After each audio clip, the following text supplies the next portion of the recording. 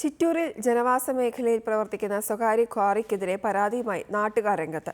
തങ്ങളുടെ വീടുകൾക്കും ജീവനും വരെ ഭീഷണിയാണ് ക്വാറിയെന്ന് കാണിച്ച് ചിറ്റൂർ കണക്കൻപാറ നിവാസികൾ പാലക്കാട് ജില്ലാ കളക്ടർക്ക് പരാതി നൽകിയിരിക്കുകയാണ്.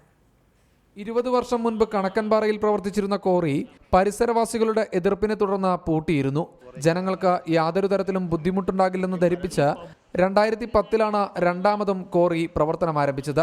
പാറക്കഷ്ണങ്ങൾ അടർന്ന് തങ്ങളുടെ വീടുകളിലേക്കാണ് വീഴുന്നതെന്ന് നാട്ടുകാർ പരാതി പറയുന്നു. ഇപ്പോഴും ഒന്നും വരില്ല എന്ന് പറഞ്ഞിട്ടാണ് അവർ ചെയ്തുകൊണ്ടിരിക്കുന്നത്. ഇപ്പോഴും വരുന്നുണ്ട്. ഇതിപ്പോൾ വന്നും ഫുള്ളായി വന്നു, ഇവിടെ ഒക്കെ വന്ന് നിരന്ന് വന്നു.